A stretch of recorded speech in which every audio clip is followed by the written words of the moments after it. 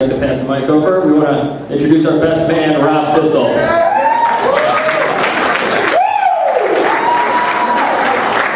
just want to say, wow. Really, wow.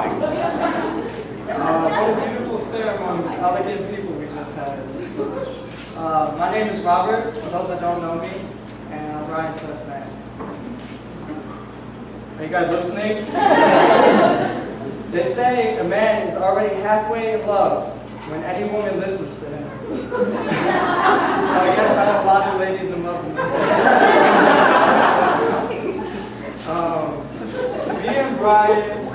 Me and Brian.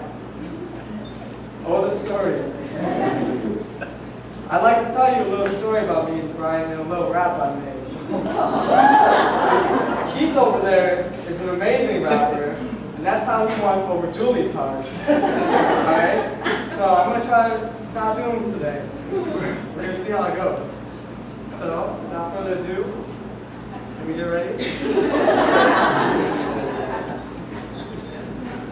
Put your hands up. All the ladies, let me get your hands up. All the guys, let me get your hands up. DJ, you got me?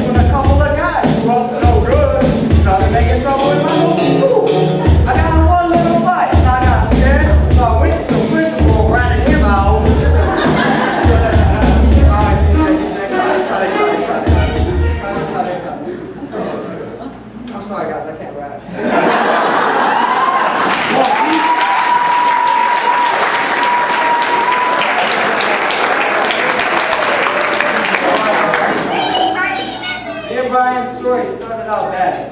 You know, he punched me in the stomach in the fourth grade, flushed his friend's shorts down the toilet.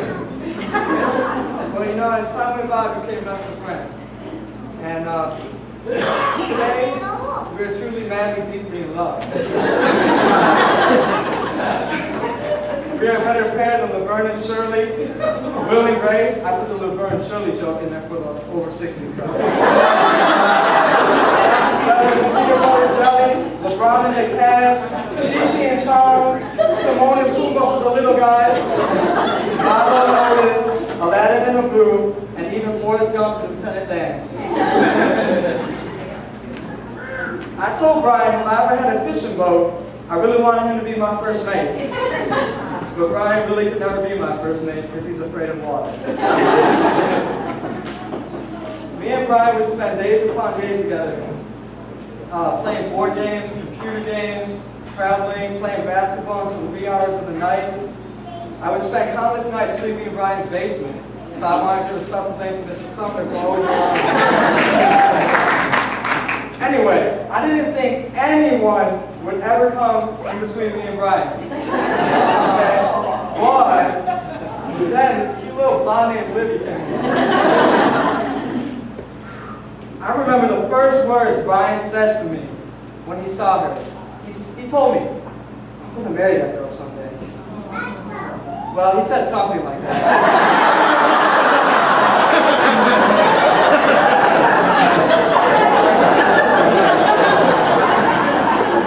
I'm not really sure because I wasn't very happy with the situation. So I was like, whatever. Brian and Libby have been together over 6 years. They were high school sweethearts, and I can't think of one couple still together from high school days, except for Brian and Libby. And my high school only had 65 people in it. Besides the point. Anyway, your love is an inspiration to me, and I hope to everyone here. Brian and Libby, how do you behave? A couple? I'm not really sure. On one hand, you have Liddy, this unique, stunning, graceful, stylish, magnificent girl in love with fashion, shoes, tanning, traveling, and seeing the world. And on the other hand, you have Brian. Just Brian. Really, just Brian. You're Brian, this hilarious, hardworking, loyal, very hairy guy. When I say hairy, he puts the Bush and George W.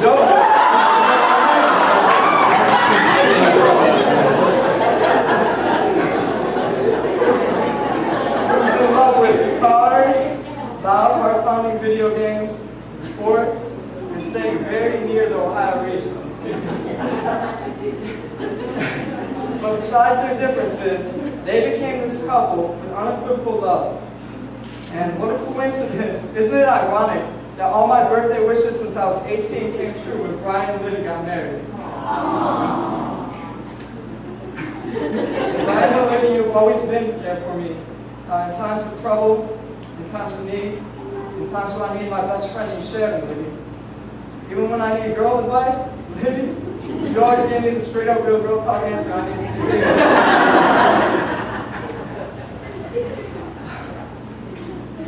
I missed out on so much of Brian and Liddy's life. Being in the Army and being deployed. I missed birthdays, I missed funerals.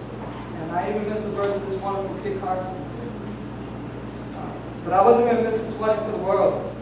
And Brian, you're my best friend, and maybe I love you too.